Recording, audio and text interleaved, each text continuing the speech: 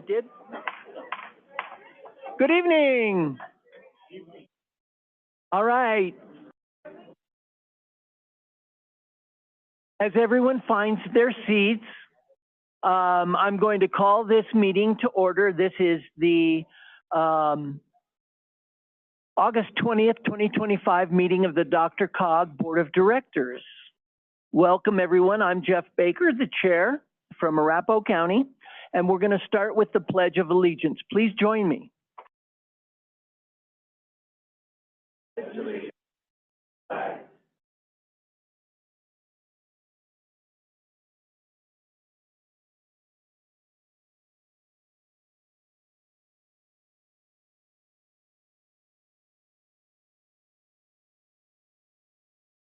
Thank you. Ms. Stevens, would you please call the roll? Yes, thank you so much, Mr. Chair. All right, here we go. Julie Duran-Mullica, Adams County. Kathy Henson, Adams County. Jeff Baker, Arapahoe County. Here. Claire Levy, Boulder County. Here. Austin Ward, City and County of Broomfield. Here.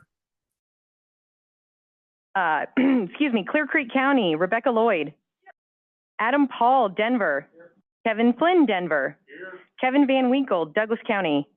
Abe Layden, Douglas County. Susan Barrowman, Gilpin County. Andy Kerr, Jefferson County. Sharon Davis, Arvada. Allison Coombs, Aurora. Larry Vidham, Bennett. Royce Pindell, Bennett. David Spellman, Blackhawk. Nicole Spear, Boulder. Ryan Schuhard, Boulder. Greg Mills, Brighton. Here. Deborah Mulvey, Castle Pines. Jason Gray, Castle Rock. Tim Dietz, Castle Rock. Tammy Maurer, Centennial. Present. Zane Plasek, Central City. Robert Eber, Cherry Hills Village. Susan McGuire, Cherry Hills Village. Steve Douglas, Commerce City. Present. Michelle Rogers, Dacono. Adam Moorhead, Dacono. Steve Conklin, Edgewater. Othaniel Sierra, Inglewood. Here. Emily Bayer, Erie. Linda Montoya, Federal Heights. Sarah Dawn Pearlstein, Federal Heights. Ray Bird, Firestone. Josie Cockrell, Foxfield. Lisa Jones, Foxfield. Wendy Padilla, Frederick. Georgia Kofed, Georgetown. Rich Barrows, Georgetown. Rachel Binkley, Glendale. Ryan Toucher, Glendale. Lisa Vitry, Golden. Paul Hazeman, Golden. George Lance, Greenwood Village. Dave Kerber, Greenwood Village. Chuck Harmon, Idaho Springs. Brian Wong, Lafayette. Jeslyn Sherzai, Lakewood. Here. Isaac Levy, Larkspur. Stephen Barr, Littleton. Here. Thank you. Kat Bristow, Lockbuoy. Marissa Harmon, Lone Tree. Alicia Brown, Lone Tree. Joan Peck, Longmont. Aaron Rodriguez, Longmont. Judy Kern, Louisville. Here. Holly Rogan, Lyons. Here. Oh, thank you so much. Colleen Whitlow, Meade. Present. Angela Bernhard, Morrison. Here. Kathleen Bailey, Mountain View. Nicole Sterling, Nederland. Richard Kondo, North Glen. Here. John Dyack, Parker. Terrence Kelly, Sheridan. Tara Biter Fleur, Sheridan. Lee Bernardo, Silver Plume. Neil Shaw, Superior. Mike Foster, Superior. Here. Justin Martinez, Thornton. Here. Sarah Nermella, Westminster. Claire Carmelia, Westminster. Bud Starker, Wheat Ridge. Darius Pakba, CDOT. Sally Chafee, CDOT. Bill Soroy, RTD. All right, and with that, we do have a quorum, Mr. Chair. Thank you, Ms. Stevens. We appreciate that. We don't have any, do we have any new alternates here tonight? But just wanted to check. I would entertain a motion to approve the agenda as has been presented. I have a motion and a second. All in favor, please say aye. Aye. Aye. Any opposed or abstentions? Seeing none, that motion carries. Time for report of the chair. I do want to recognize that we have Jennifer Castle back in the room and her daughter Annie. So welcome, Jennifer. Outside now. Oh yeah, they're outside. Sorry, they'll be back soon. There were some here. If you want to go see Annie, you're more than welcome to get up during the meeting and just go say hi, okay? Also, today, Melinda sent out a reminder that we have the 2025 Board Collaboration Survey out. It's open until Friday, and we may have it run a couple more days. But if you need extra time, please let Melinda or myself know that you need extra time. Our executive committee is crushing it, I will say. We have done our duty there with the board collaboration survey. So I'm going to move on to reports of the Performance and Engagement Committee, Director Kondo. Thank you, Mr. Chair. The Performance and Engagement Committee did not meet today, so I don't have a report there, but I would like to take this opportunity as a representative from North Glen to say a few things. One, yesterday was probably the toughest day in my political career, short career. We buried one of our own, police detective Paul Jesse, after serving 39 years in the North Glen Police Department. His family was very gracious at the funeral yesterday over at the Brave Church in Inglewood, and wanted to disclose that he had died of suicide resulting from PTSD. And I just wanted to share that because really mental health seems to be a big issue. And certainly we are going to continue to focus on that as we continue to embrace the Jesse family. And we definitely have his thoughts as well as those of other first responders who have recently passed on our minds. I do want to specifically thank the cities of Thornton and Adams County Sheriff. You all covered yesterday to allow our officers to attend the funeral services, and then also a number of other municipalities that came to support North Glen in our darkest hours, City and County of Broomfield, Wheat Ridge, and many others that I'm not going to name, but I just want to thank you on behalf of North Glen supporting us in our darkest hour. Thank you. Thank you, Director Kondo. Report from the Finance and Budget Committee, Director Sherazai. Yes, thank you. The Budget and Finance Committee met on August 6th, and we approved 6 contracts. Many were related to the decarbonization money that we're helping get out into the community, and some urban planning support for our municipality partners. And that's it for us. Thank you, Director. Oh, and excuse me, I should note that it was chaired by Adam Paul from Denver. Excellent. Important to know.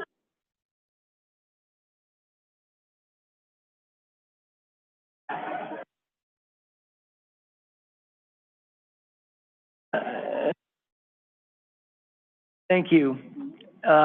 Report of the Executive Director, Doug Rex. Thank you, Mr. Chairman, very much, and good evening, everyone. So let's start first with the award celebration. This is the last time you're going to hear until next year about this event. So there's flyers at your table. We're really excited about this event. I think it's really starting to shape up now. I think we're starting to assign seats in the venue and all that kind of good stuff. So it's real. But if you're still, there's one last chance. If you haven't registered and you would like to, please let us know within the next 24 hours for sure. And we'll be sure to get you registered up. We have 29 board directors which have registered for the event, which is wonderful. That's one of the largest numbers that we've had in quite some time. So we appreciate you and appreciate you attending next week. There's a bit more information for attendees in the flyer, including information on parking at the offices. So as you know, the event's at the Sewell Ballroom. So it's only a couple blocks away. So if you wish to park here and you registered, there will be a validation ticket for downstairs with your name badge when you pick that up at registration. So just please know that you're more than welcome to park here. Let me see. Also, we will be sending an email early next week with any final instructions to registrants. So yeah, with that, we're excited to see you. Thank you very much. Some news on the carbon pollution reduction grant. After 4 months of research, interviews, and stakeholder input, our building decarbonization program has a new name. It's going to be called Power Ahead Colorado. So we no longer have to call it the Building Decarbonization Program. The DRCOG, or Decarbonizing DRCOG, was another. Yeah, for sure. I know. Well, I'm glad you raised that question because we actually had that question. Actually, Director Kondo raised it in the executive committee last couple weeks ago. So we are aware that the acronym is PAC, but we're going to be calling it PACO. Power Ahead Colorado, PACO. Not taco, oh, gee whiz. All right, I'm not selling this very well, so I'm gonna move on. But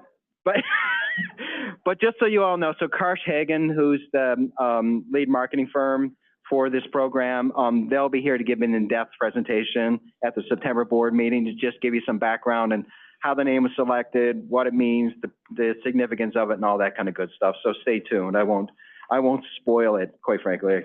I'm not the best one to do it, as obvious.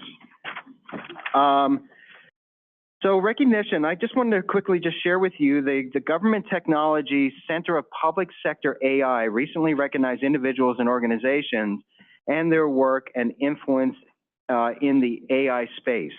Our very own Director Nicole Sterling, Mayor Pro Tem of Netherlands, she was selected as for her work in the field of AI. For those that don't know, Director Sterling's done quite a bit of work in that space, most notably in an application that she's developing called My Town AI. So if you see her, please congratulate her. It's a pretty big honor. It's a national honor, and it's well-deserved.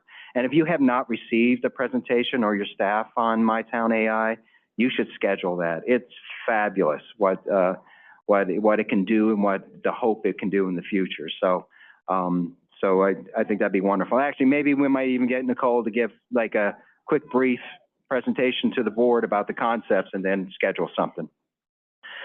And last but not least, just some internal personnel news I wanted to share with you all. As you know, Ron Papsdorf has moved on down in Houston, and he said to me in a text that it's not a well-oiled machine yet down there in Houston. So I have no doubt he's whipping them in shape down there. But I will say that we did a national search, and I'm very excited to announce to you all tonight that our very own Jacob Rieger was selected as the Transportation Planning and Operations Director.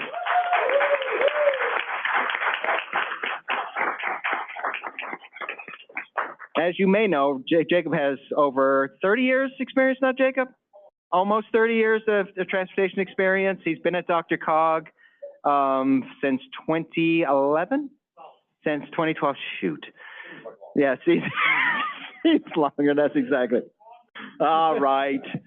And and he was, previously he was the manager of multimodal transportation planning within the TPO division. So he's very qualified. He just knocked it out of the park in the interviews. The entire senior management team did the interviews, and he did such a wonderful job. And you'll hear from Jacob later on tonight because I know he's presenting on one of the items. So congratulations again, Jacob. And Mr. Chairman, that's my report. Excellent, thank you. We're going to move on to public comment. Up to 45 minutes is allocated now for public comment, and each speaker will be limited to 3 minutes. If there are additional requests from the public to address the board, time will be allocated at the end of the meeting to complete public comment. The chair requests that there be no public comment on issues for which a prior public hearing has been held before this board. Consent and action items will begin immediately after the last speaker. Is there anyone in the room that would like to offer public comment? Stand up, raise your hand. I'm not seeing anyone. Do we have anyone online, Ms. Stevens? We do not, Mr. Chair. Excellent. I'm going to close public comment at this time. We're going to move on to our consent agenda. Hopefully everyone has had time to review the summary of the July 16th, 2025 meeting, which is attachment A, and the 2025 public engagement plan, which is attachment B. Is there any discussion? Does anyone wish to pull that off of consent agenda to move it to the action items? Seeing none, the chair would entertain a motion to approve the consent agenda as published. Thank you. We have a motion and a second. Is there any discussion? Seeing none, all in favor, please say aye. Aye. Aye. Any opposed? Same sign. Any abstentions? Seeing none, that motion carries. Thank you very much. We're going to move on to action items. First one up is discussion of the 26-27 Unified Planning Work Program. We're going to hear from Josh Schwank, Senior Planner, Transportation Planning and Operations. This is attachment C in your packet. Good evening, Josh.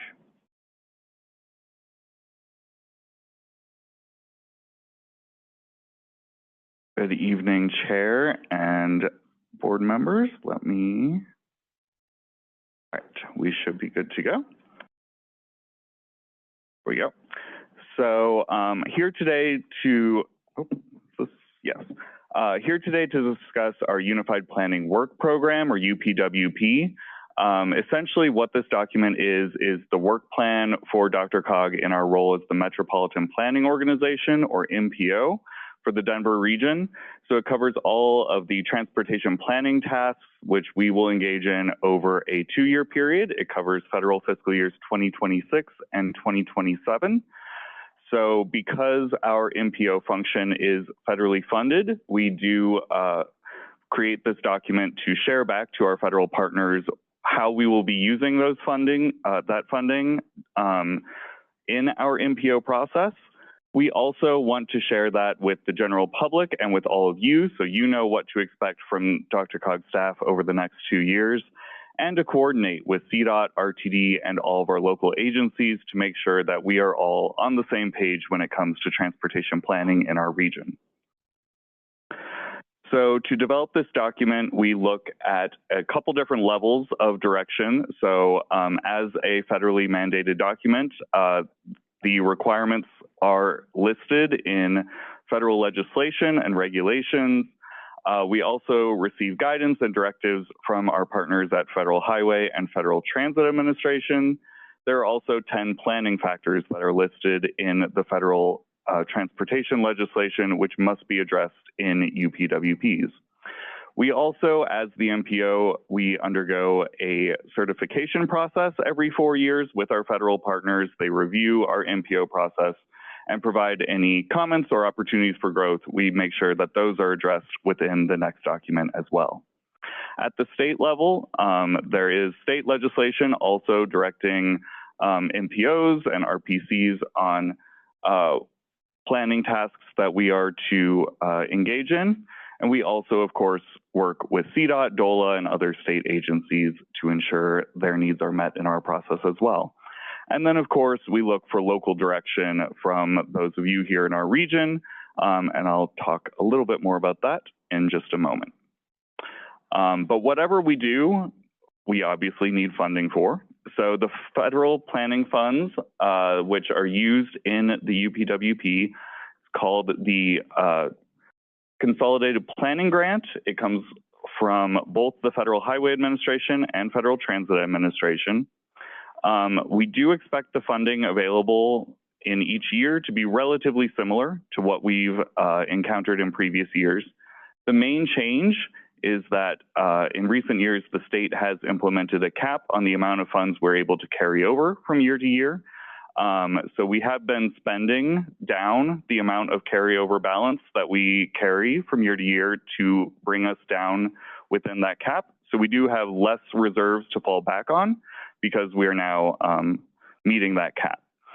So essentially, there will be slightly lower funding than we've experienced in the past 2 years, the current UPWP, but we don't expect any significant impact to staff capacity.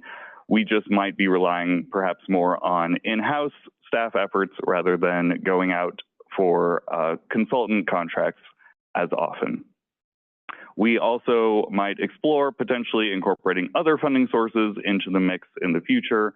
As many of you are aware, some of our TIP set-asides are engaging in transportation planning activities that might look something like that in the future to supplement our UPWP funding.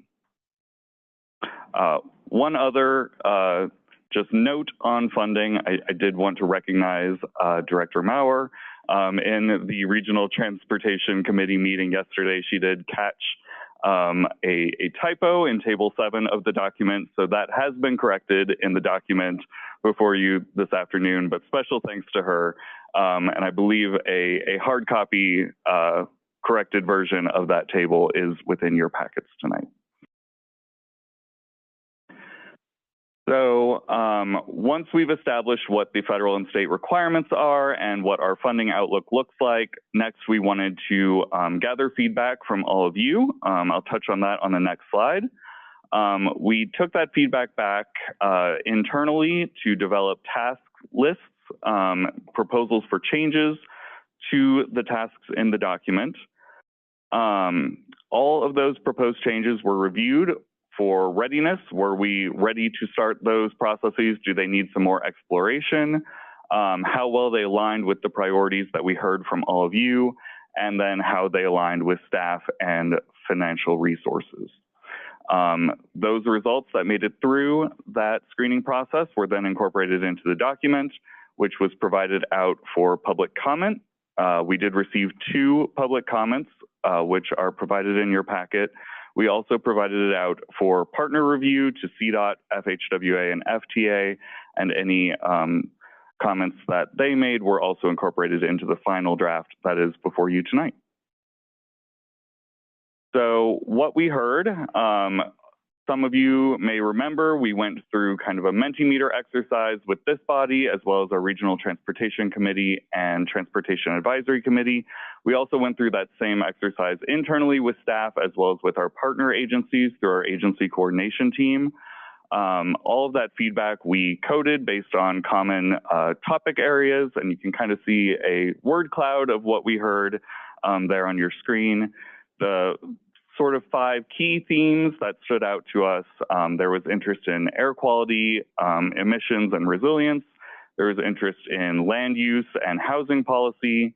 Of course, interest in improving safety in our region, interest in improving transit, and then some interest in what the funding layout looks like in future years, given some of the uncertainty really at all levels of government recently. So I just wanted to talk through each of those key areas, what tasks we are proposing within the document to address each of those. This is not everything within the document. You have the full 60 some odd pages in front of you with the full task list, but these are just some of those key tasks which address each of those. So in the air quality arena, we do have the Comprehensive Climate Action Plan. This is actually part of the Climate Pollution Reduction Grant, Decarbonize, which now has a new name, which we just heard of. But this will be completed during the timeframe of this UPWP. We are also updating our Regional Transportation Plan, which is not air quality exclusive, but does, of course, include our air quality conformity process. It also includes a region-wide environmental analysis, and then, of course, the statewide greenhouse gas analysis. We also are continuing our various planning activities around active transportation, transportation demand management, complete streets, and transit, all of which can help to improve air quality in our region.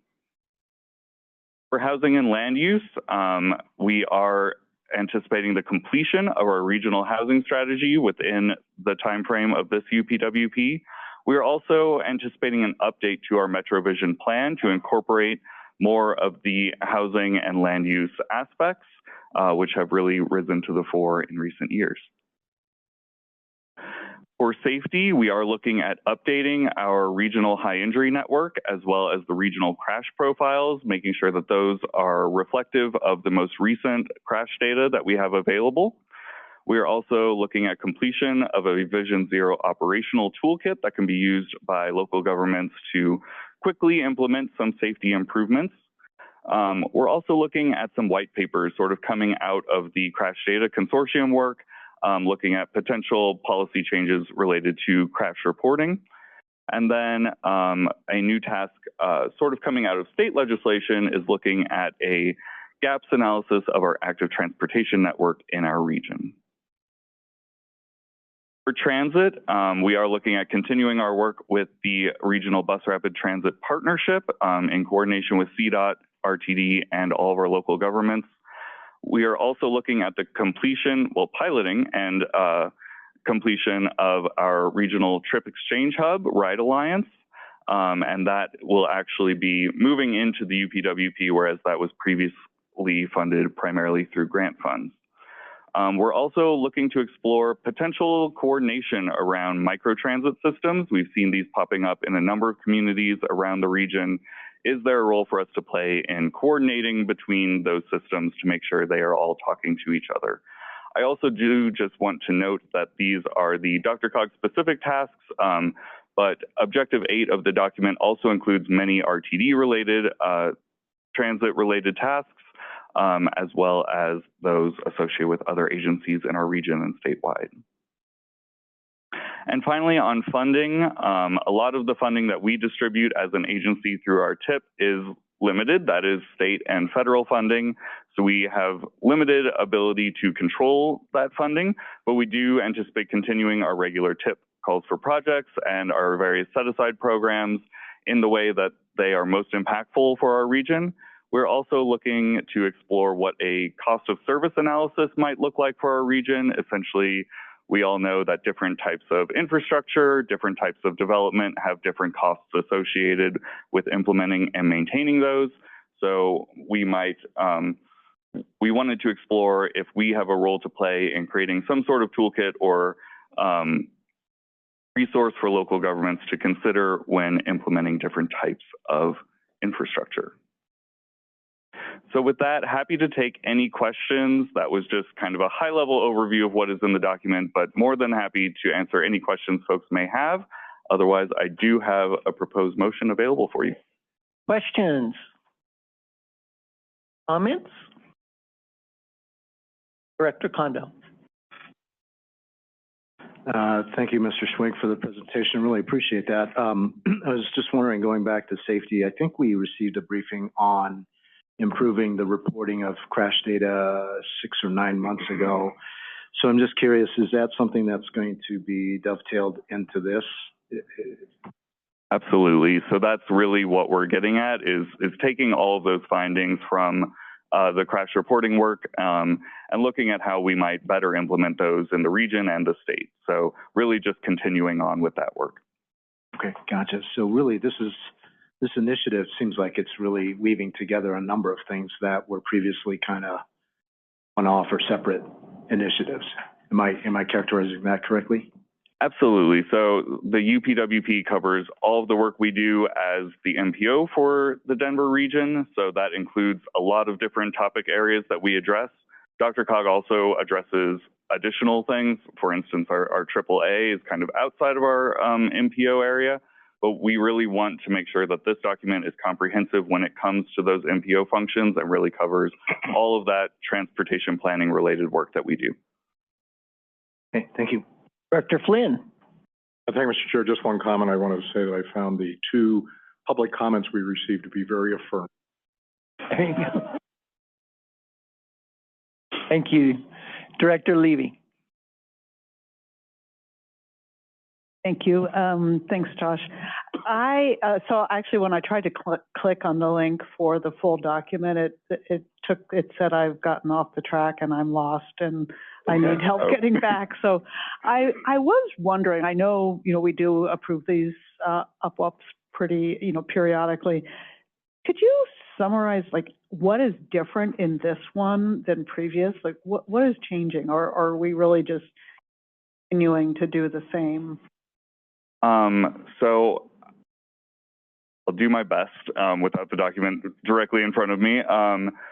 A lot of the work is continuing from previous UPWPs. Some of those tasks that I highlighted are new tasks. So for instance, the crash data white papers, as well as, cost of service analysis, things like that I did kind of pull out on those slides. I think some of the largest changes will be associated with the updates to MetroVision and the MetroVision Regional Transportation Plan, as those are 2 of kind of our guiding documents. So those updates, the RTP is updated on a fairly regular basis, but MetroVision, we kind of bring in updates when we sort of feel the need as a region. So ensuring that those 2 updates really encompass the range of issues that we are facing as a region when those updates happen, I think are probably the 2 most impactful changes within this document. Doug, do you have anything else to add? Yeah, I just might add that, I think as far as new initiatives, I think we were intentional about not stretching our resources because we knew we had, we're getting ready to do, we've initiated the regional transportation plan update. We're talking about a Metro Vision plan update.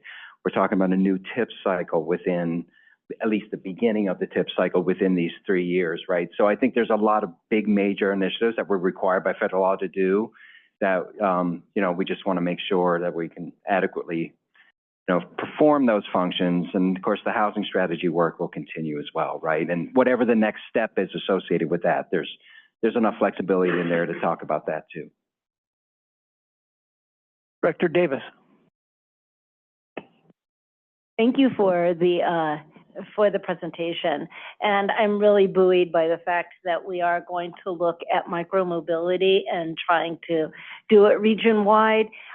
Just had a lot of public comment regarding our seniors and having problems getting around. And all of a sudden, some of our seniors have decided that they should no longer be driving, and they're looking for alternatives other than Uber and Lyft. So I'm really excited about this. Thank you.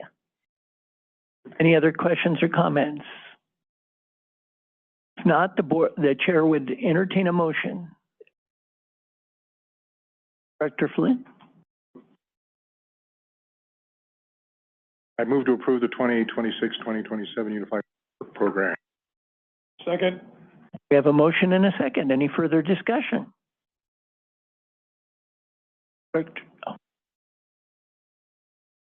All in favor, please say aye. Aye. Any online too? Aye. Any opposed? Any abstentions? Seeing none, the motion carries. Thank you very much. Thank you, Josh.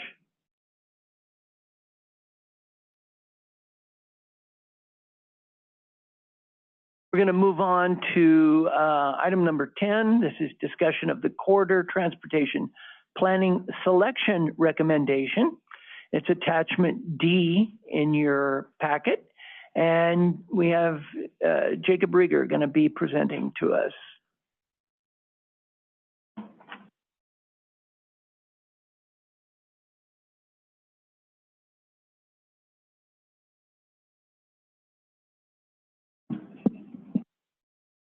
Thank you, Chair Baker, and good evening, everyone. Let me just take a moment to say it's the honor of a lifetime to have this position. I couldn't be more thrilled and more honored, and I very much look forward to working with all of you, so thank you so much. So let's do the work together. On behalf of my colleague, Nora Kern, who really led this work, her and her team, Nora is actually about to go on maternity leave, so I just get to present her great work. But this is pertaining to our corridor planning set-aside selection in our transportation improvement program.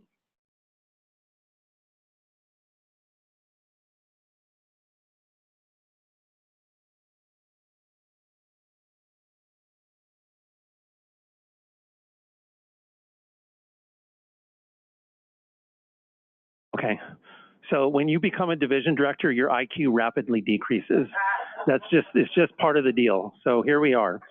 All right, so corridor planning program. The purpose of this program, this is a relatively new program that we started at DRCOG a couple years ago, and it's really meant to advance these corridor-based projects within our 2050 regional transportation plan. DRCOG has always been and will continue to be involved in studies led by others, NEPA studies, National Environmental Policy Act, planning and environmental linkage, or PEL studies, or other types of corridor and planning studies that you all initiate, CDOT initiates, RTD and others. But the purpose of this program was for us to take a more direct and intentional lead ourselves on implementing the priorities that we've identified together in our 2050 regional transportation plan. And specifically, we're looking at a couple things that are listed here. We're looking at things like bus rapid transit corridors, corridor transit projects, so other types of corridor-based transit investments that we have in the plan, arterial safety and regional vision zero projects, of which we have several identified in the plan. And we have a lot of what we're calling multimodal corridor projects. Those are just sort of roadway-based, but multimodal intended types of projects in our fiscally constrained plan. So the corridor planning program really covers all of those corridors and is meant, again, to advance those forward. We started with a pilot program of 2 corridors, and now we've institutionalized it within our current 24 to 27 transportation improvement program. We have $3 million allocated to this program, and what that looks like, is that we're now in the second phase. We do 2-year calls, so we're in our second 2-year call, so $1.5 million available in this call. So for this call, we did for 26 and 27, we did calls for letters of interest back this spring, early summer. We asked a couple of things in those letters of interest of project sponsors or plan study sponsors. We wanted letters submitted by local jurisdictions or regional agency. So we wanted that public sector sort of commitment and buy-in to this. Obviously, the projects must be identified in the 2050 Regional Transportation Plan. That is the point, as I said. Limited access roadways, trails, projects that have advanced to pre-construction or construction are ineligible. And that's only because they're farther along. They're already moving forward. We're looking for those corridors that are important. They're in the plan. They haven't really gotten started yet for whatever reason, need that oomph or need that help to get started. That's really what we're looking for. So for this round of the corridor planning program, letters of interest were evaluated by a selection panel that included staff from DRCOG, CDOT, and RTD, so that we could take that big picture regional perspective, as you'll see on the next slide. And then, of course, we're bringing it through our committee process. Our Transportation Advisory Committee and our Regional Transportation Committee yesterday approved the project funding selection that I will show you in a couple slides. But I did want to show you the projects. Well, first I want to show you the criteria, how the panel evaluated the proposals that we received. I'm not going to go through all these in tremendous detail, but I wanted you to see for transparency kind of how we viewed these proposals and what we evaluated them against. We were looking at MetroVision alignment in the big picture. Tell us how your proposal really helps advance or address the objectives and themes within MetroVision. Obviously, we wanted alignment with our regional transportation plan priorities. We wanted folks to talk about the benefit to marginalized communities. How can these investments, how can these studies help those communities? Regional impact. We're looking for something that makes a difference across the region in terms of these investments. Readiness of the project to move forward is, of course, important, and planning need for the project and the corridor is also very important. So those were the primary factors that we looked at. And we did so for the 5 letters of interest that we received. And I will tell you, having directly served on the selection panel, really good projects that we got geographically across the region, different types of projects. It was a challenge in a good way to work through and come to a funding recommendation because these were all really good and really interesting and important projects. And those that, were not able to fund in this round of the corridor planning program would be eligible for future rounds, presuming they stay in the plan. And there will be other opportunities as we're updating the RTP itself for these projects to move forward, because they're all good projects, they're all important, but we had to choose. And so the recommendation here is the selection of the Spear Leedsdale Parker study for the corridor planning program. So that's the first project at the top of the screen here. And I will say we did not make that decision lightly to select only a single project. Again, these were all good projects. It was a tough conversation to get there. This particular project is really important. It's regional in nature. If you're familiar with the corridor, it goes all the way from downtown Denver through the city of Denver, city of Glendale, city of Aurora, Arapahoe County, all the way out. I think it's a good 14 miles long, all the way out to Interstate 225 at 9 Mile light rail station. So it's a really strategic, important corridor from a roadway, from a transit, from a bus rapid transit perspective. Several partners involved in this project. It is a complicated, long and complicated corridor. So we felt like at a minimum, it's going to cost $1.5 million. And so the selection panel is making the recommendation to fund that particular corridor study to move forward. And with that, I'd be happy to answer any questions. Questions for Jacob?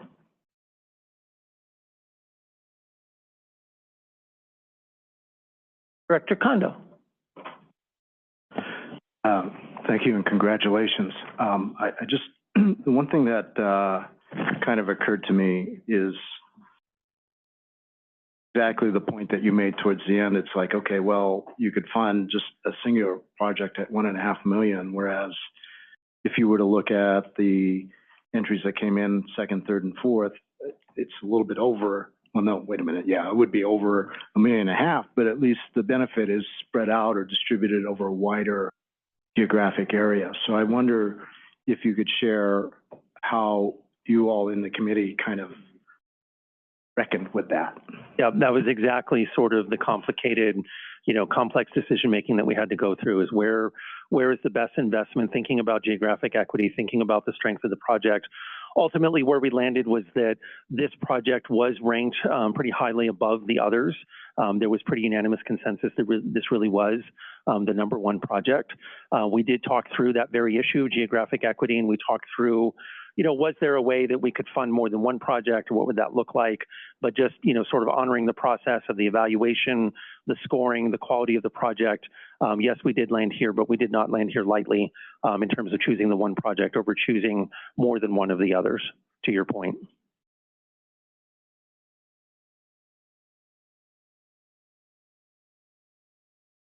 Director Lloyd. Hey, thank you. I'm just curious, what does $1.5 million study get them? Yeah. So in the very complicated journey of developing a project, this would be an initial corridor study that would probably be an alternatives analysis study, and that's the first, because this is a bus rapid transit corridor within the plan. And so this project is ultimately about moving bus rapid transit forward, but looking at the roadway from a multimodal perspective. And I don't want to get too far down the road of exactly what the study will be because we need to work out a scope. But the point is that it's probably an alternatives analysis study. That is the first stage that you go through to really do your planning work on a corridor, particularly from a transit perspective. Through an alternatives analysis study, you end up with what's known in federal language as a locally preferred alternative that you then carry forward into the formal federal project development process of NEPA, the National Environmental Policy Act. So again, prognosticating a little bit, but I think the hope is here in this corridor that we can get this project ready, a project defined in this study, and get that project ready to move forward to implementation. Thank you. Any other questions? All right. Chair would entertain a motion.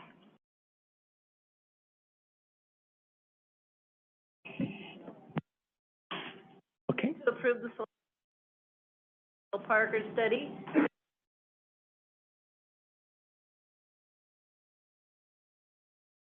Thank you, Director Davis. I'll second that. Thank you, Director Starker. Any further discussion? Not seeing any. All in favor, please say aye. Aye. Any opposed? We have one opposed. Any abstentions? All right, the motion carries. Thank you very much, Jacob. We're going to move on to our informational briefing. This is item number 11. It's attachment E in your packet. We're going to hear from Alvin Badal Sanchez on the 2050 Regional Transportation Plan update. Good evening, Alvin.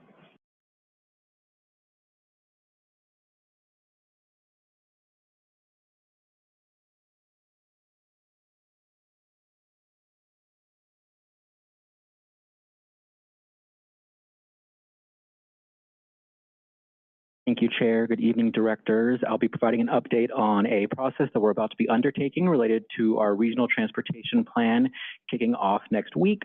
So I wanted to make sure we were getting out the news on our upcoming call for projects, how we've structured it, the conversations we've been having with our regional partners and our local agencies. So just an update on an upcoming major milestone for the regional transportation plan.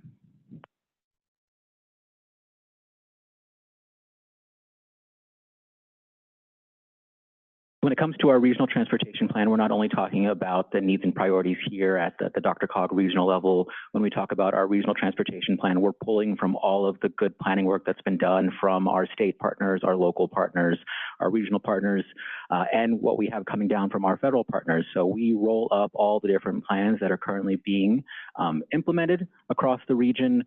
Ideally, the needs, priorities that we're establishing in our regional transportation plan are a reflection of those that you're seeing in your local communities, align with those priorities in your own communities, and build off of and sequence appropriately throughout the different planning processes.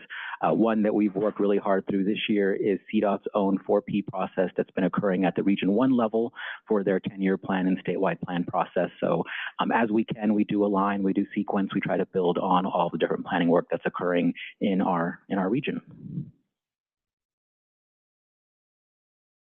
There are a number of different ways that we express investment priorities in our regional transportation plan. One you'll often hear us say is just programs. You'll often maybe hear colloquially categories, allocations, buckets, groupings of funding. Those are smaller scale projects that we know that are going to occur over the next 20 to 30 years, but we're not going to show specifically. So we know transit routes will continue to run in the Denver region out to 2050, but we're not going to map all of those or show them as individual projects. Same with sidewalks. We know you're going to continue to build, maintain sidewalks in your own communities, but we're not going to show each of those as an individual project. We show them as programs in the RTP. The piece most folk are often interested with our regional transportation plan are those specific projects that we list. So if you go into our regional transportation plan, open it up, go to our web map, you're going to see a line on a map, a row in a spreadsheet. These are the specific projects that we're talking about. There are a number that we have to include in our plan just based on our status as an MPO in a non-attainment area. And so those are roadway widenings, new interchanges, and then transit that operates in a fixed guideway manner. We do not include projects that we call local roads. This body recently took action on setting our regional roadway system. And so any roadway that's not on that, we consider local despite any classification you might be using within your own community.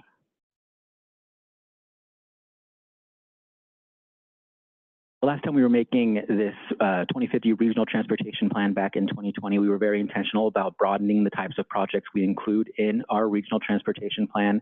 Part of that was based off of scenario work that we had done 5 years ago that showed some of the important movement in metrics when we include different types of projects in our plan. So the top two above this dotted line are those that we always have to include, the ones I just touched on, roadway capacity and rapid transit capacity projects. But last time we ended up asking for a broader range. So safety, complete streets projects, active transportation projects, freight, and then corridor planning projects. We know there are some corridors that have a need. Maybe it's out to 2045. We're not sure what that ultimate vision is, but we still want to show investment on that corridor. So we do want to keep a broad mix of projects in our regional transportation plan. So as we get into our call, we want to make sure we're hearing from our regional partners, our local partners across a broad mix of project types to continue to show this multimodal investment occurring across the region. We already have a lot of projects in the adopted regional transportation plan. I'm going to run through a framework that we've established for those projects. There are some that we just don't need to include anymore. They'll be done this year, so they're just going to become part of our baseline conditions as we look at the region moving forward. There are some that we're going to be carrying forward automatically. So if a project is under construction, is in the NEPA phase, as Jacob was just noting, or it has construction or NEPA funding in our transportation improvement program, we don't want to worry any project sponsors about whether your project's going to continue moving forward or not. We're going to carry those forward automatically. We will have conversations with project sponsors on those projects.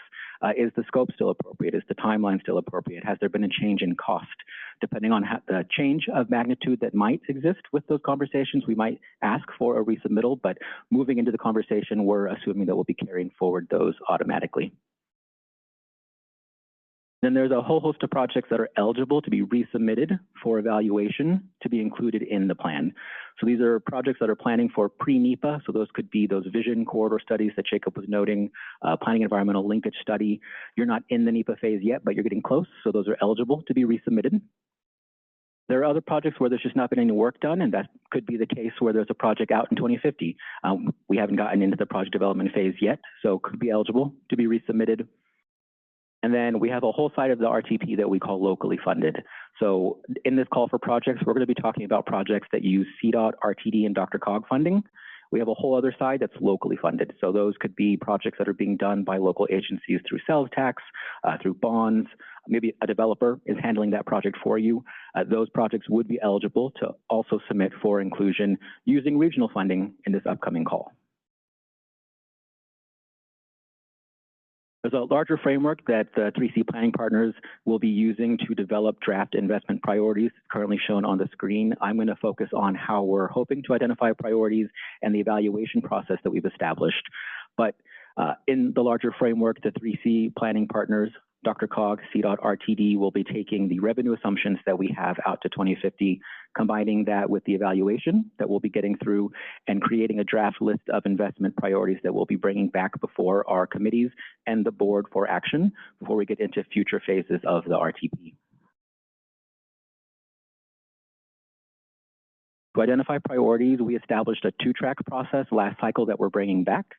This reflects the unique role each of our different agencies play in transportation in the region. So on the left are what we're calling interagency priorities. These would be needs that are identified by CDOT, DRCOG, and RTD, focused on interstates, U.S. state highways, and rapid transit projects. And then concurrently, we will have a sub-regional process that identifies the greatest need at the county transportation forum level. Ideally, those projects are focused not on the interstate, U.S. state highways, or rapid transit projects, but if there was potentially, in this case, a new interchange that was of a priority to a forum, that would be submitted through the forum process. But through this, we're hoping to get that diverse mix of project types that I touched on that previous slide. Still want to hear what are those major safety projects you'd like to see it through the county forum solicitation.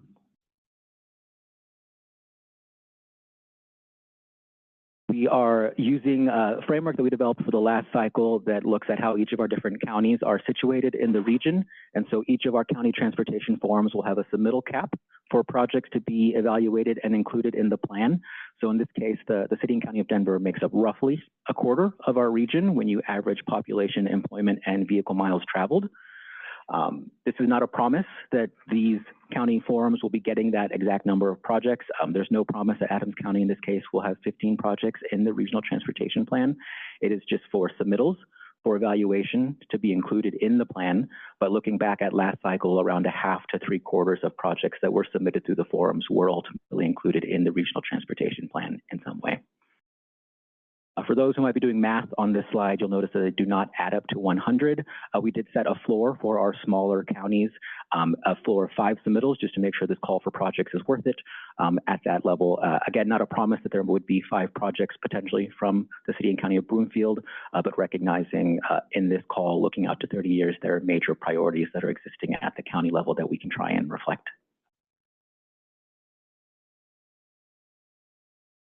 We'll be evaluating using the adopted 6 RTP priorities that were established when we originally adopted the 2050 Regional Transportation Plan. We used these 6 priorities in our most recent amendment cycle that wrapped up last year for a few targeted revisions to the RTP. During conversations at the TAC level with our forum partners, our local government partners, CDOT, we did hear that maybe those 6 priorities aren't capturing all the different ways we could be evaluating projects. And so in addition to criteria around multimodal mobility, freight, active transportation, safety, air quality, and regional transit, we are also leaning on MetroVision for objectives that capture other topics that aren't already captured in our 6 RTP priorities. So I'll touch on what those objectives, themes that we're looking at through MetroVision. Also embedded in this are going to be some prompts around federal performance measures that we have to handle as the MPO for the Denver region. So as I get into the slides, I'll touch on a few of those just to call them out and make sure folk are hearing the same information. So I'll start with MetroVision. These are the topics that we felt we needed to add to the evaluation criteria that weren't already captured by our 6 RTP priorities. So the prompt that we'll have for our project sponsors, the evaluation will be very high level, narrative based. We don't expect this to be a data intensive effort. We don't need a lot of data points analysis for this. We expect it to be a high level qualitative narrative response. How is the project increasing housing and employment in urban centers, as an example, in this case? So we also are bringing in objectives around a connected multimodal region, specifically focused on maintaining, managing, operating our existing system that wasn't appropriately captured with just our 6 RTP priorities.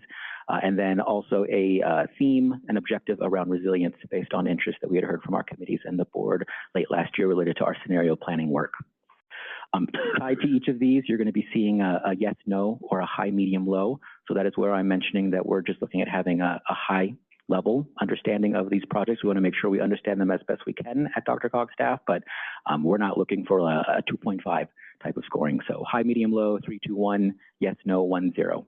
And so the scores will just be one part of the ultimate evaluation process for projects included in the regional transportation plan.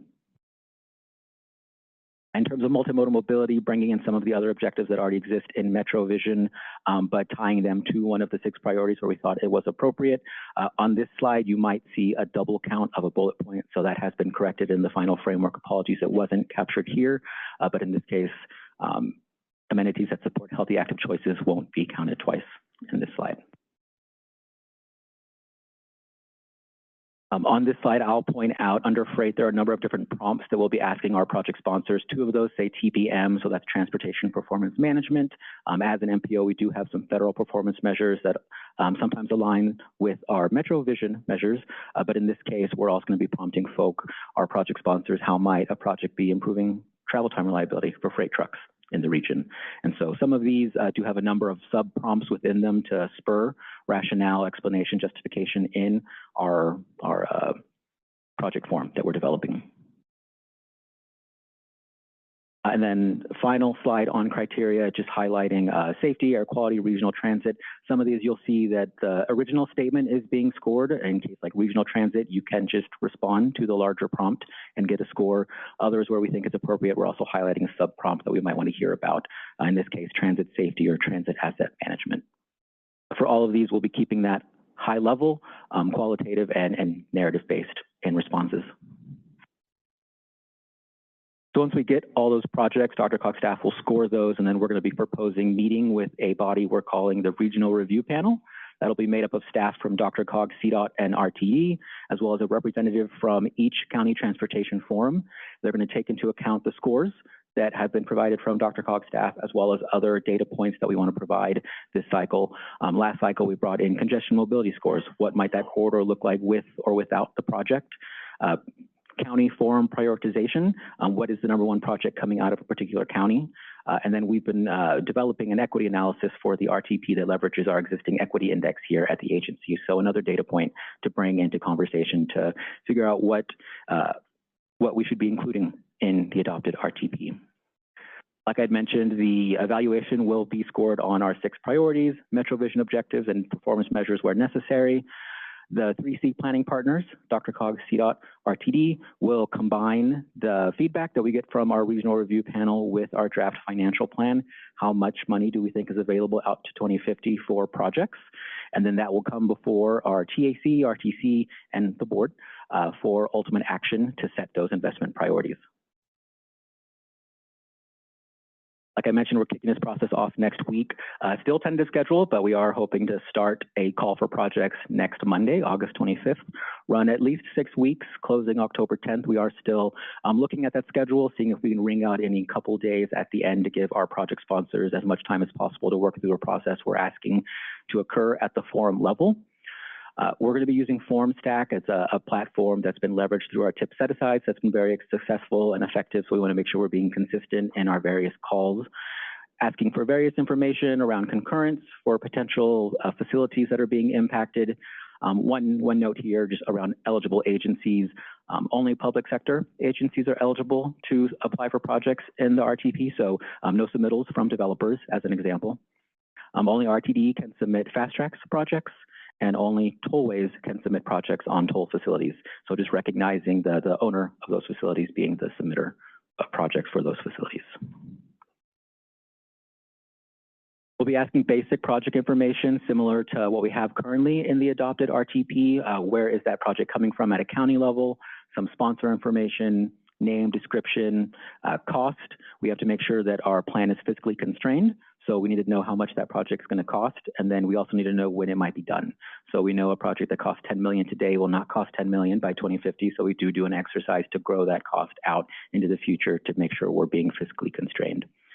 And then, like I had mentioned, the prompts around each of those criteria, project sponsors will be able to respond, provide justification, explanation for how they're meeting each of those evaluation criteria.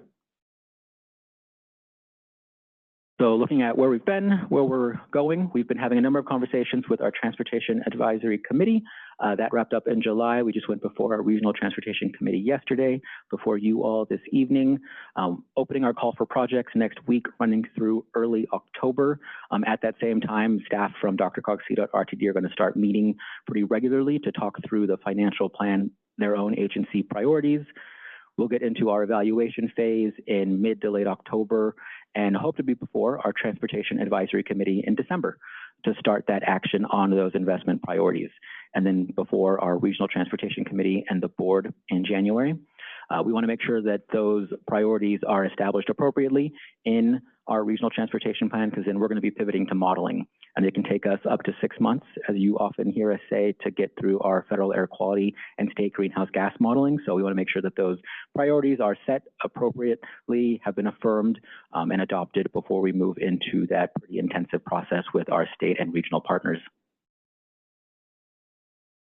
With that, that concludes my presentation, Chair. Happy to take any questions. Questions? Jacob?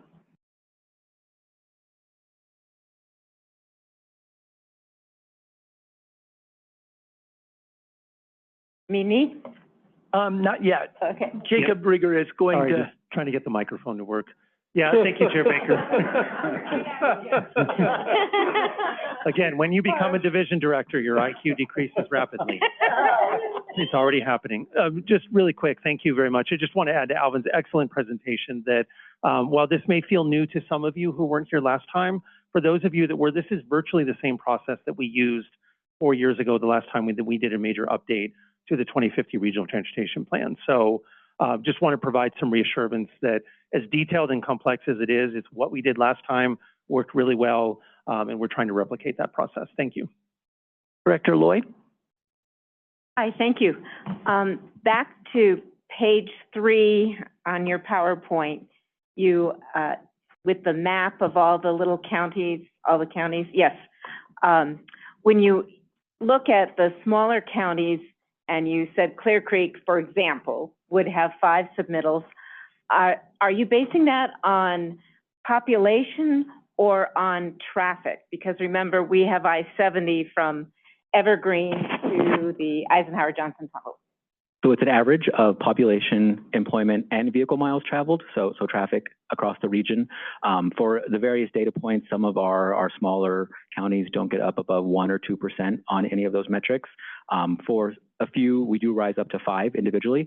So the floor that we established for the RTP process is just 5 submittals for the smaller municipalities, but it does take into account population, employment, and vehicles traveling through the region, to the county. So that takes into account the millions coming from Denver going up to the resort. Correct. And equally weighted, those 3 variables are, just FYI. And same criteria we use for project submittals for the Transportation Improvement Program as well, the TIP. Director Ward and then Director Levy. Thank you, Chair. I have some questions about kind of the scoring and the things we include in the categories.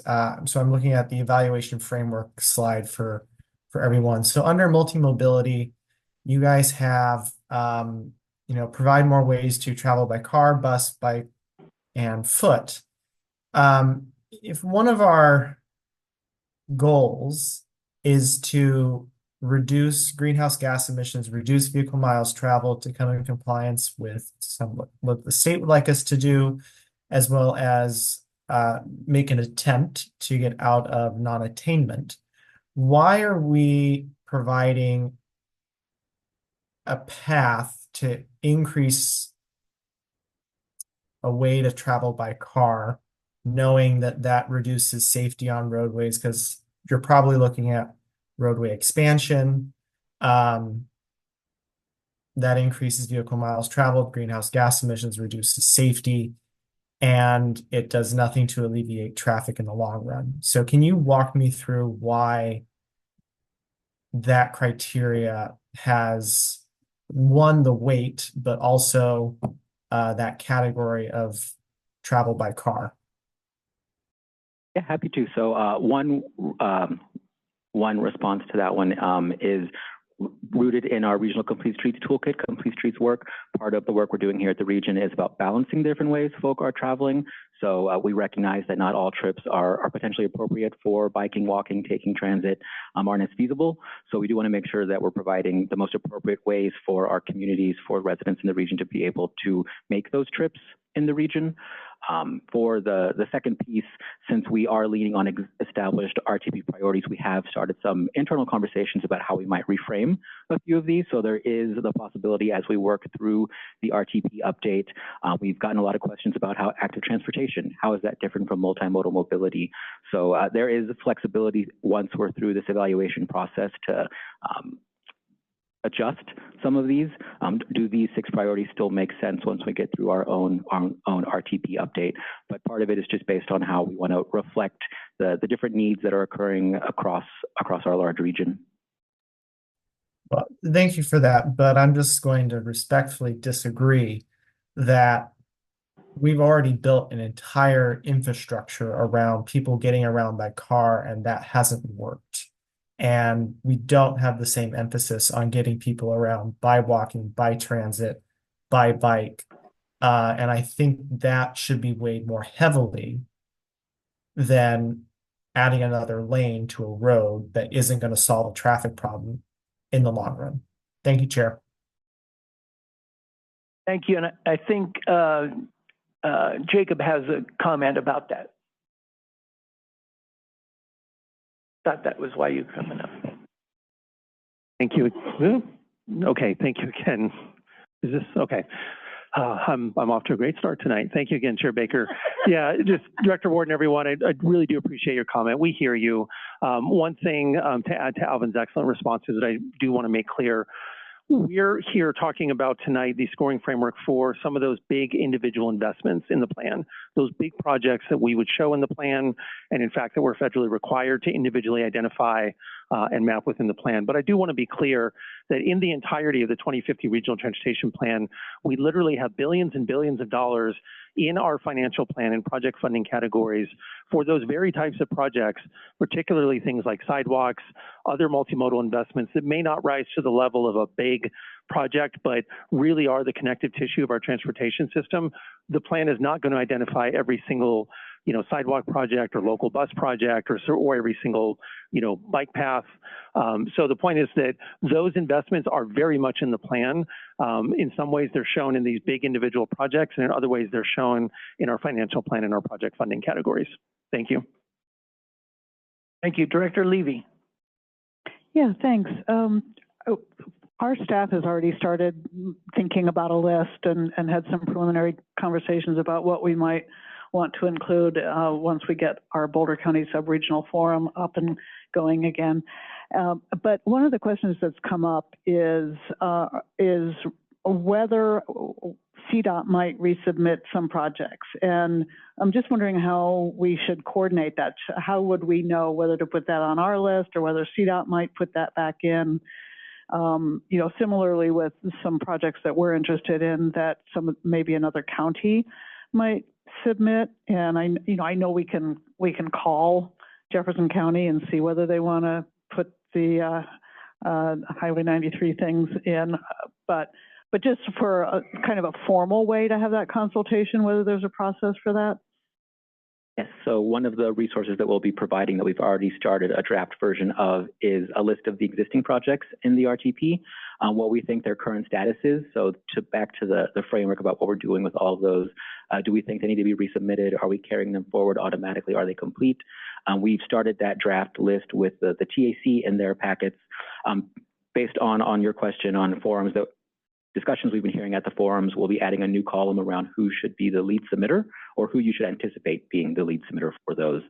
That'll be coming out as part of the call for projects. DRCOG staff have already initiated conversations with RTD and CDOT staff on who should be some of those submitters. Should DRCOG be some as well for some that we're leading the East Colfax BRT as an example. So that'll be a resource that's provided directly for those that might be handled by a different agency. In terms of projects that are potentially like cross-county, CO7 as an example, last cycle we did provide a number of opportunities that those could be submitted. One forum could potentially just take it on as the project sponsor for the RTP. There wouldn't be any administrative expectations beyond that. Just get it submitted to be included in the plan, and then project development wise, it'll work its way through differently.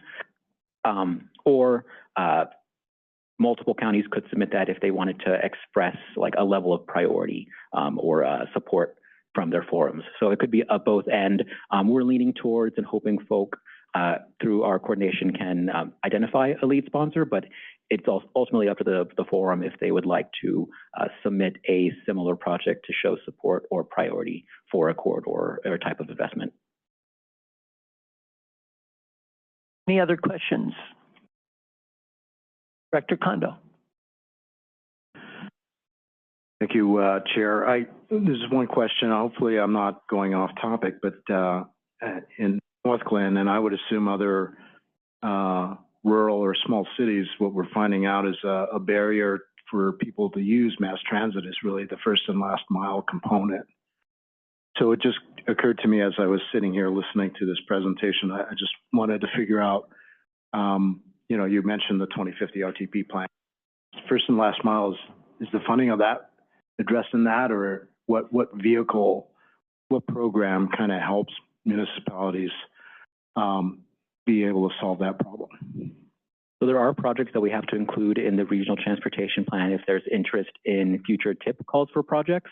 That would not be an example that we would have to have in the regional transportation plan. That could still be eligible through future TIP calls for projects. We've been hearing at the forum level a lot of interest in microtransit across the region, so there could be potentially a county forum submittal for a county microtransit project. It doesn't need to be included specifically in the RTP to be eligible in other calls through DRCOG, but it could provide some benefit if there was interest in identifying other funding sources, potentially discretionary sources, to be able to name a project and show it in the adopted RTP. So it could be included in the regional transportation plan if it gets through our evaluation process. And it's identified as a major priority for the county forum level. We're not setting a funding floor or threshold. You don't need to be above X million to be submitting. We really just want to hear what are those priorities at the forum level. Okay, thank you. Other questions?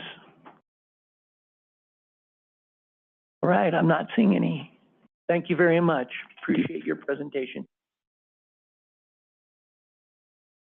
All right, I would draw your attention to item number 12, which is an informational item, the administrative modifications to the 2026 through 2029 Transportation Improvement Program. Please look that over when you have a chance. We're going to move on to committee reports.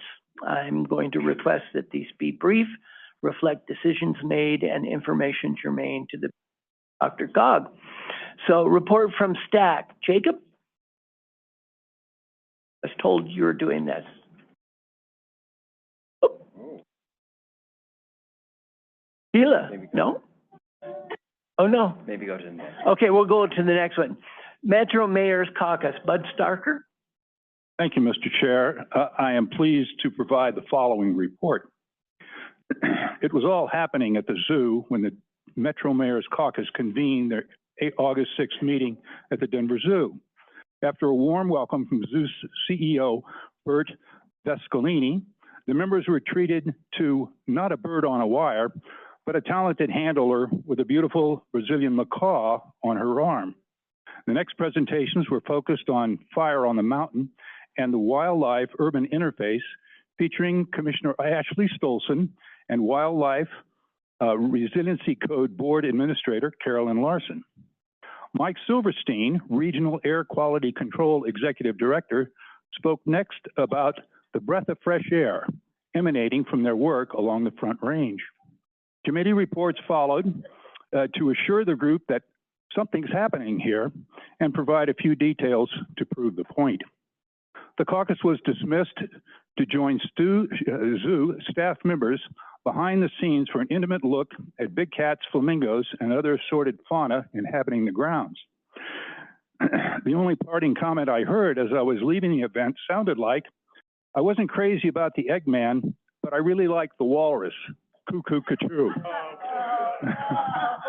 Chair, that concludes my report, with my apologies to many talented lyricists. Thank you. I think that's the first time a committee report got applause. I don't know. But I think that's true. Okay, report from staff. Jacob? Yes, thank you, Chair Baker. And I've learned an important lesson. That's the last time I step out of the room and now have to follow that. So mine's not going to be as good. At the August 7th STAC meeting, CDOT presented an overview of their draft 2050 statewide transportation plan update, which primarily addresses the non-MPO or the more rural areas of the state, but does ultimately incorporate the regional transportation plans, both of DRCOG and the other 4 MPOs or metropolitan planning areas, metropolitan planning organizations in the state. It will come back to STAC for recommendation in September with planned adoption by the State Transportation Commission in their mid-September meeting. CDOT staff also presented an overview of their transit connection study. Both plans, meaning the transit connection study and the statewide transportation plan, are currently out for public comment this month. And then finally, the director of CDOT's Division of Aeronautics gave a very entertaining, very informative overview of the Aeronautics Division, talked about the plans that they work on, a lot of the aviation data and statistics in Colorado. It was actually one of the better presentations I've heard in some time. So if you're ever interested in that, we can get him to come here. But those were the main items discussed at the August 7th STAC meeting. Thank you, Chair Baker. Thank you, Jacob. All right, report from MAC, Metro Area County Commissioners, Executive Director Rex. Thank you, Mr. Chairman, very much. And at their August meeting, they continue to have conversations about priorities that they want to focus on for the upcoming year. And a survey was sent out to all commissioners for input, and 3 that are rising to the top right now is cold weather shelter coordination, regional emergency preparedness, and construction defect reform implementation. And the MAC members were asked to go back and talk to their fellow commissioners and get direction about whether these are the 3 they want to concentrate on or not, and with official action proposed at the next meeting. I'm looking at Melinda because I wasn't there and Melinda was. That's it, Mr. Chair. They also received a presentation of our regional housing strategy from our very own Sheila Lynch. Thank you. And you might as well just go on with RAC. Oh, well then. Changing gears. Yes, at the RAC meeting, a couple things of note.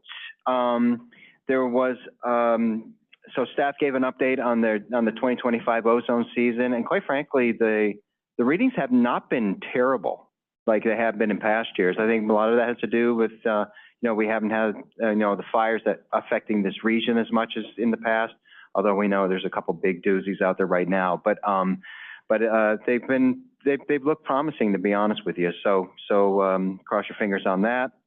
There was also a presentation from staff on the development of control strategy blueprint plan.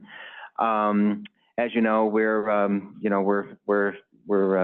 serious non-attainment for the old standard, and we're just looking for control strategies to help us relieve some of the issues that we have. So thank you, Mr. Chairman. Director Mulvey, report from E470. The highlights of this week's meeting or last week's meeting were the Transportation Safety Foundation fundraiser results. $90,000 was netted, and part of that goes to EV firefighting blankets, which helps. Nutshell on that is that you have to actually let the fire burn out, not just because it's hot, but because it distributes chemicals that are harmful to the firefighters, and they would then get cancer and such. So that is the one upside of the foundation. They also evaluated the strategic plan and gave an update on service plazas, among other less than interesting at the zoo things. Thank you. A round of applause. All right. We have no report from CDOT tonight, so we're going to go on to the Regional Transportation District Director, Saroy. Thank you, Chair. A couple things to update the group on. So August 31st, we'll be implementing our last run board change of the year. A couple things to note about that. We will be doing a downtown rail reconstruction project again at Calumet. So be aware of that in terms of if you're taking the D line or the H line, those are going to be rerouted to Union Station. Also of note, I know some folks in the room are very excited about this. We are reopening Boulder Junction as a result of this, with this upcoming service change, so we're excited about that. We also, on a different note, we have really stepped up our fare checks. I think we have a 500% increase since last May. So again, with our increase in police force, so we were really happy about that. And then lastly, we have some announcements on the partnership program, again, related to this micromobility discussion that we've been having. We awarded several projects, including projects in Commerce City, Denver, Longmont, Erie, with Jefferson County, and with the West Corridor TMA, both at First and or at Federal Indicator and at DU. So. Great, thank you very much. Our next meeting is September 17th. If you park downstairs, I have two announcements. You see Ms. Stevens for your get out of jail free card. And if you have a vehicle that's not 6 foot 8 inches, don't park in the side. My truck antenna gets me to 6 feet 6 inches. I got a ticket. So $50 if you park in that designated parking for vehicles over 6 feet 8 inches. So don't do that. See her for the card, and we are adjourned.